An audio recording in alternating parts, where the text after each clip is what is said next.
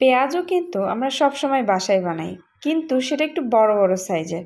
এরকম ছোট অনেকটা বানানো হয় না।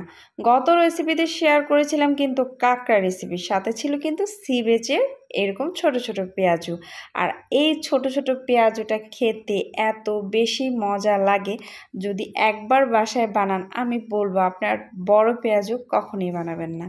আসসালামু আলাইকুম, আমার গল্প আমি শারমিনীলা। সবাই কেমন আছেন? নিশ্চয়ই ভালো আছেন। আমি আলহামদুলিল্লাহ ভালো আছি।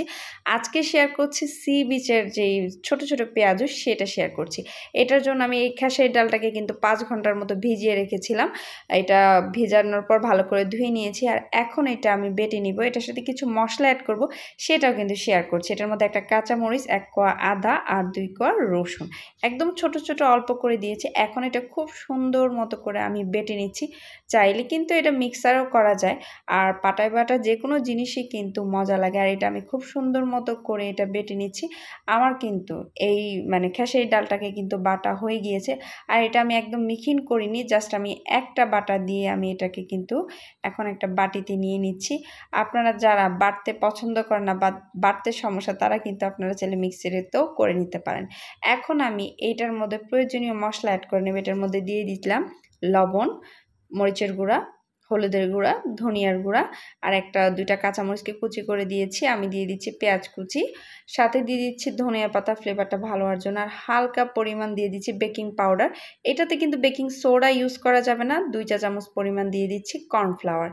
শেষ এতটুকু। সাথে একটু করে বিট লবণ দিবেন, এটার টেস্টটা আর একটু ভালো আসার জন্য কিন্তু বিট লবণটা দিতেই হবে। খুব ভালো মতো করে মেখে নিচ্ছি, কোনো পানি অ্যাড করা যাবে না। এইভাবে খুব ভালো মতো করে আমি মেখে সরাসরি আমি কিন্তু চলে যাব এখন ভাজার জন্য। আর এখন আমি কড়াইতে দিয়ে দিচ্ছি তেল। তেল দিয়ে এটা আমি তেলটাকে গরম করে নিব।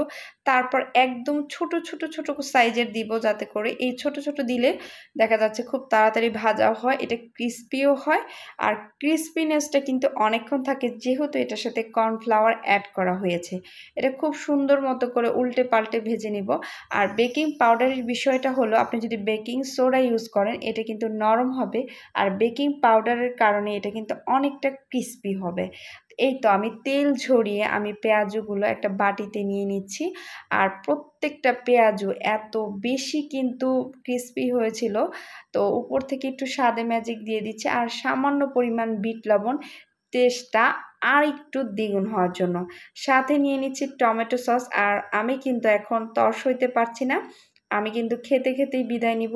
রেসিপিটি কেমন লাগলো অবশ্যই কমেন্ট করে জানাবেন। যারা সি বিচের এরকম পেঁয়াজুটা খেয়েছেন, তারা কিন্তু বাসায় এভাবে ট্রাই করতে পারেন। আসসালামু আলাইকুম।